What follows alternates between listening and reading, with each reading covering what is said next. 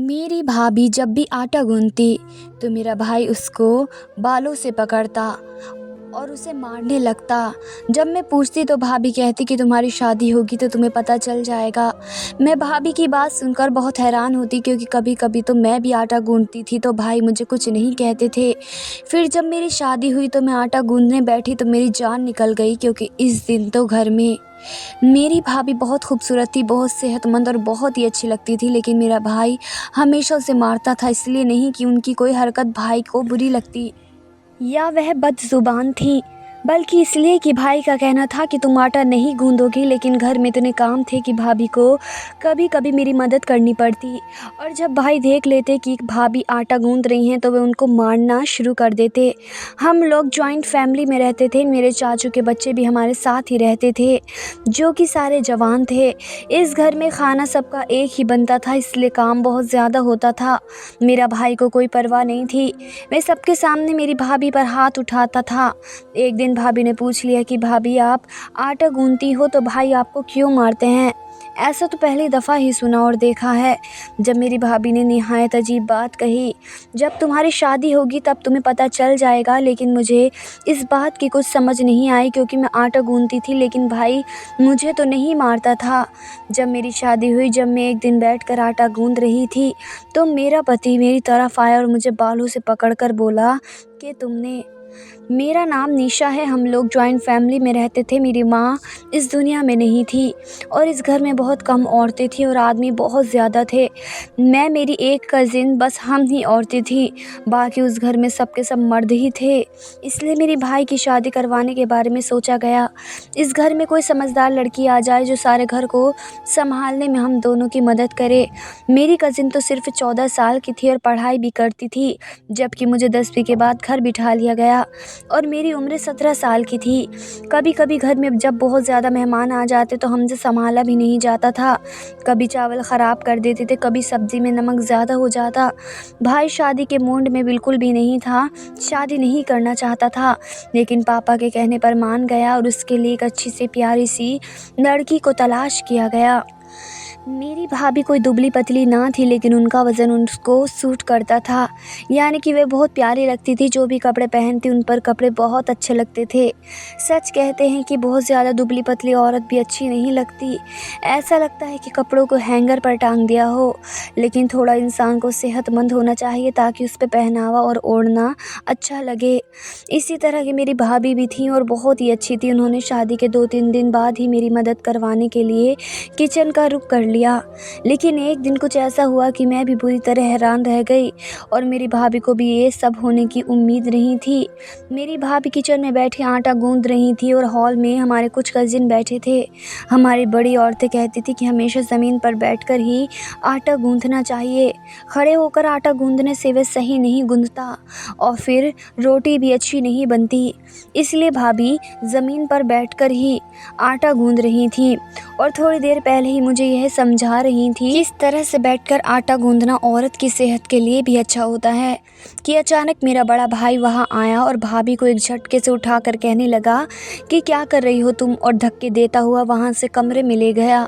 मैं हैरान रह गई और थोड़ी देर बाद मुझे भाभी के चिल्लाने की आवाज़ आई कि जैसे उनको कोई मार रहा है। अगर मेरा भाई ये सब कर रहा था तो बहुत ही गलत बात थी, क्योंकि अभी तो उनकी शादी को 1 हफ्ता भी नहीं हुआ था और मुझे तो ये समझ ना आया कि उनको डांट किस बात पर पड़ रही थी।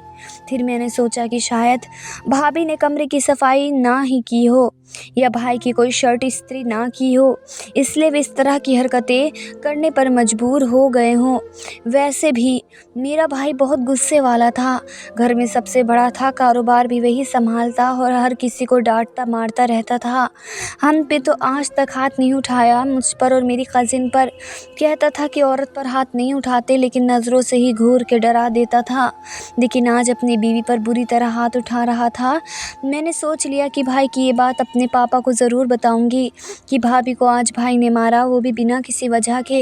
लेकिन जब रात को ये बात पापा को बताई तो उन्होंने पहले गौर से मेरी बात सुनी, फिर कहा कि तुम्हारी भाभी क्या कर रही थी? तो मैंने कहा कि कुछ भी नहीं कर रही थी, ज़मीन पर बैठकर आटा गूंद रही थी। और भाई ने आकर उन्हें ज़बरदस्ती घसीट लिया और उसके बाद मारना शुरू कर दिया। उन्होंने 2 पल कुछ सोचा और कहा कि तुम उनके मामले में मत बोलो। मेरे पापा ये बात करने से पहले कहीं खोज से गए थे। मैंने कहा कि ये गलत बात है, अगर मम्मी होती तो भाई को ज़रूर डाँटती, भला ऐसा भी कोई करता है। पापा ने कहा कि तुमको एक दफ़ा कह दिया है, अपने काम से काम रखो, तो फिर ऐसा ही करो, मियाँ बीवी के मामले में नहीं बोलना चाहिए। भाभी जब शाम को कमरे से बाहर निकली तो उनकी शक्ल देखकर मैं हैरान रह गई। ऐसा लग ही नहीं रहा था कि 1 हफ़्ते की दुल्हन है, ऐसा लगता था कि 10 साल की शादी गुज़ार पर बैठी हैं और 4 बच्चों को पैदा किया है। अजीब सी शक्ल बना रखी थी, उनकी सारी रौनक, सारी मुस्कुराहट और सारी चमक अचानक से कहीं खो गई थी। आंखें बता रही थी कि काफ़ी देर तक रोती रही थी। मैंने अपनी भाभी से कहा कि क्या बात है, तो उसने फिर से रोना शुरू कर दिया। मैंने कहा कि क्यों मारा आपको भाई ने। भाभी के चेहरे पर भी निशान थे जिनको वे मेकअप से छुपा कर आई थी। आजकल घर में मेरी भी शादी की बातें हो रही थी। सोचती थी कि क्या मुझे भी शादी के बाद इसी तरह से मारा जाएगा, कि अगर मेरा भाई किसी की बेटी के साथ ये कर रहा है तो किसी की बहन को रुला रहा था तो उसकी बहन के साथ भी तो यही हो सकता था। एक दिन भाभी ने कहा कि आटा गूंद ले, तो कहने लगी कि आज मैं नहीं गूंद सकती, ये काम तुम खुद ही कर लो। लेकिन जब मैंने आटा गूंथा तो रात को भाभी को रोटियां बनाते हुए बहुत ज़्यादा तकलीफ़ हुई, क्योंकि मुझे आटा ठीक से गूंथना नहीं आता था। कभी पतला हो जाता, कभी सख्त, और फिर रोटियां बनाने में बहुत मसला होता। भाभी को डांट भी पड़ी कि रोटी तक तो बनानी नहीं आती इस लड़की को। उसके बाद भाभी ने मुझे कहा कि मैं ये काम खुद ही किया करूँगी, क्योंकि फिर भी मसले तो मेरे लिए ही हैं। लेकिन इस बार फिर ऐसा ही हुआ कि जब वह आटा गूंद रही थी तो भाई ने उनको देख लिया और इस बार तो बाकायदा उनको बालों से पकड़ कर वहाँ से ले गया। मैं भी आगे बढ़ी और भाई का हाथ रोकने की कोशिश की कि क्या हो गया है आपको, तो भाई ने मुझे धक्का दे दिया। अच्छा खासा तमाशा बन गया, घर के बाकी कज़िन भी जमा हो गए। वे भी भाई को रोकने लगे, आप क्या कर रहे हैं। तो उन्होंने कहा कि जो भी आगे बढ़ेगा और हमारे मामले में बोले उसकी ज़बान नोच लूँगा। सब भाई से डरते थे, फ़ौरन पीछे हट गए। उनको इस मामले में पढ़कर अपनी बेइज्जती नहीं करवानी थी। भाभी के साथ फिर वही हुआ जिसका डर था। मुझे भाभी के लिए बहुत दुख हो रहा था। अगले दिन उनकी हालत फिर से बहुत बुरी थी, बल्कि इस बार इतनी बुरी हालत थी कि चक्कर आकर गिर गई, तो अस्पताल भी ले जाना पड़ा। भाई घर नहीं था तो कज़िन के साथ ही अस्पताल गई और इस बात पर भी भाई को बहुत ज़्यादा गुस्सा आया कि मैं घर पर आ रहा था, मर तो नहीं गया था, मेरा इंतज़ार कर लेते।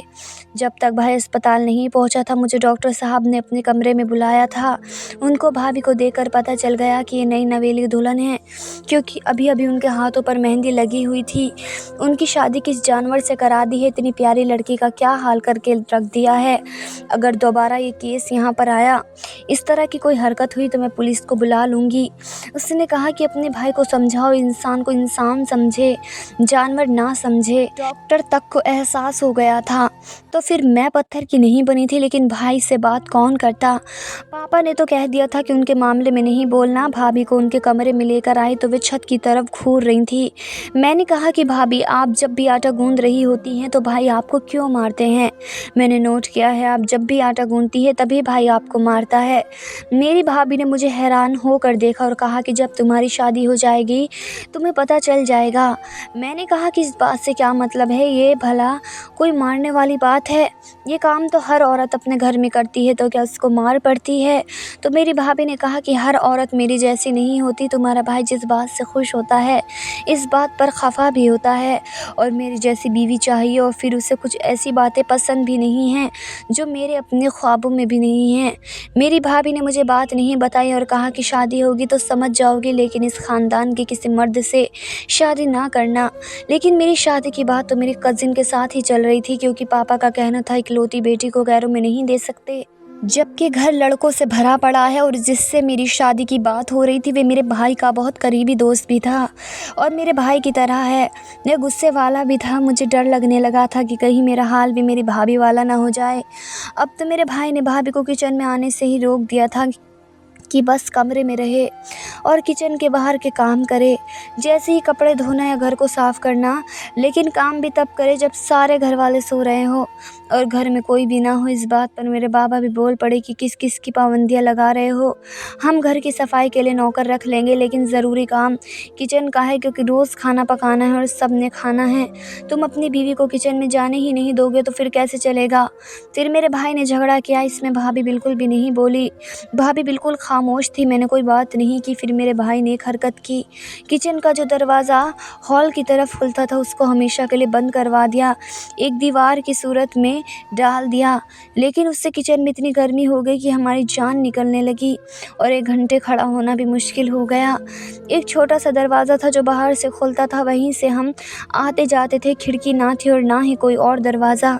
इस बात पर भी हमने भाई से बात की, इस तरह तो हम यहीं पर गर्मी से सड़कर मर जाएंगे।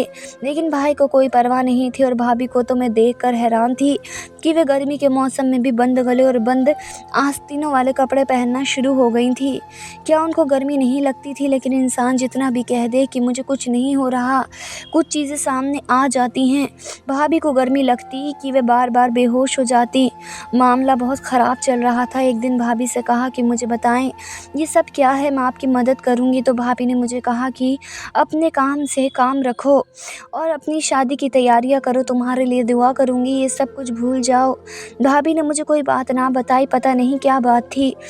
मैं अपने भाई के कहने पर भाभी से भी दूर रहने लगी थी और उनसे कुछ भी ना पूछ सकती थी, क्योंकि वह बताती भी नहीं थी। उन्हीं दिनों मेरी भी शादी हो गई और मेरी शादी मेरी कज़िन से हुई, इसलिए मैंने यहाँ से रुखसत नहीं होना था। एक दिन मैं भी आटा गूंदने बैठी और यही सोच रही थी कि पता नहीं आटा गूंदने से क्या होगा। भाभी ने कहा था कि जब तुम्हारी शादी होगी तो तुम्हें पता चल जाएगा। मेरा पति अचानक किचन में आया, उसने मुझ पर हाथ नहीं उठाया लेकिन मुझे बाजू से पकड़ कर ले गया और उसने मुझे यही कहा कि आइंदा इस तरह की हरकतें मत करना। मैं परेशान हो गई, मैं अपना अंजाम भाभी जैसा नहीं करवाना चाहती थी, इसलिए पहले ही इस बात की तह तक पहुंचना चाहती थी। मैं जाकर भाभी के कदमों में बैठ गई और कहा कि इससे पहले मेरी ज़िंदगी भी आपकी ज़िंदगी की तरह बर्बाद हो जाए, मुझे बताइए कि क्या बात है।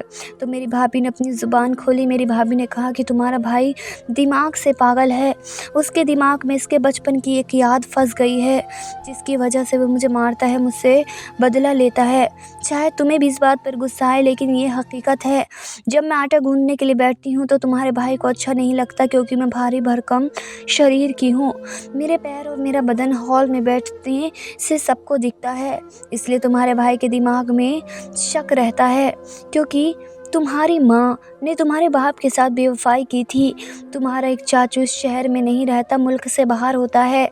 इसी के साथ तुम्हारी माँ का चक्कर था, क्योंकि तुम्हारे पापा घर के बाहर रहते थे, दूसरे शहर में काम करते थे। वे तुम्हारे चाचू को लुभाने के लिए आटा गूंदते हुए उनको अजीबोगरीब किस्म के इशारे करती थी।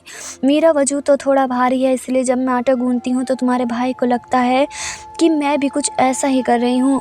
और ये घर तो वैसे भी मर्दों से भरा हुआ है। तुम्हारे भाई शक का मरीज़ है, इसे मुझ पर ज़रा भी भरोसा नहीं है। कहता है कि जब बात किरदार तक आ जाए तो फिर रिश्ते ख़त्म हो जाते हैं, लेकिन इस तरह तो मेरा रिश्ता पहले दिन से ही ख़त्म है। तुम्हारा पति भी मेरे पति का बहुत करीबी दोस्त है और ये दोनों एक दूसरे की संगत में रहते हैं। उन दोनों को पता है कि ये उसी चाचू का बेटा है और ये दोनों ही एक शक का शिकार हैं। मेरी ज़िंदगी की तरह तुम्हारी ज़िंदगी भी होने वाली है। हम उन मर्दों को कुछ नहीं समझा सकते। तभी किचन का दरवाज़ा बंद कर दिया, मुझे इस तरह के कपड़े पहनने पर मजबूर किया। दिन रात मुझे ताने अलग देता है और बंद दरवाजे के पीछे मारता पीटता है। मैं नहीं जानती कि तुम्हारे साथ ऐसा हुआ, ऐसा तो किसी भी बेटी के साथ ना हो। वे रोने लगी और मैं भी। मेरी माँ मेरी पैदाइश के बाद इस दुनिया से चली गई, इसलिए अपनी माँ को कभी देखा नहीं। उनकी सूरत भी मुझे मुश्किल से याद नहीं थी, तस्वीरों में देखी थी। अगर ये बात सच थी तभी तो ये सब हो रहा है, अगर ये झूठ होता तो फिर ये दोनों इस तरह के पागलपन पर नहीं उतरते। मैंने भाभी को कहा कि हम चुप करके नहीं बैठेंगे और ये बात जाकर पापा को बता देंगे। हमने उनको शुरू से लेकर आखिर तक सारी बात भी बताई तो पापा परेशान हो गए। वे कहने लगे कि किसी की गलती की सज़ा किसी को देना गलत है। उन्होंने किचन से दरवाजे भी हटा दिया और भाभी को भी कहा कि जो तुम्हारा दिल करता है वह पहनो, गर्मी में गर्म कपड़े पहनने की कोई ज़रूरत नहीं है। मेरे भाई और मेरे पति की एक भी अच्छी खासी क्लास लगाई। मेरा पापा ने कहा कि अगर इस तरह की हरकतें उन लोगों ने दोबारा की, किसी पर भी हाथ उठाया तो तुम लोगों ने सीधा आकर बात मुझसे बतानी है। उन दोनों को ठीक करूँगा। तुम मेरी बेटी हो और ये किसी और की बेटी, लेकिन दरअसल ये भी मेरी बेटी है। मैं अपनी बेटी बना कर लाया हूँ। मेरी बीवी ने मेरे साथ बेवफाई की थी, मुझे धोखा दिया था, लेकिन मैंने फिर भी आज तक उस पर हाथ नहीं उठाया था। और ये तुम लोगों को बिना वजह ही इस तरह जलील करते हैं, ये मैं होने नहीं दूंगा। अगर मुझे मेरी बीवी से मसला था, उसमें मेरे साथ बेवफाई की थी तो मैंने उसे अपनी ज़िंदगी से निकाल दिया था, लेकिन उसे कभी भी जानवरों की तरह मारा पीटा नहीं था। मुझे तो यकीन नहीं आ रहा कि ये किस किस्म के लोग हैं। इसके बाद से मेरे पति और मेरे भाई ने इस तरह की कोई हरकत नहीं की। ऊपर वाले की तरफ से हम दोनों को एक साथ ही उम्मीद थी, तो पापा ने घर में नौकर भी रख दिए। और जब औलाद हमारी ज़िंदगी में आई तो उसके बाद हमारे पतियों के रवैये काफ़ी हद तक बदल कर रह गए थे। फिर पापा ने एक बहुत अच्छा काम किया कि घर के हिस्से अलग कर दिए।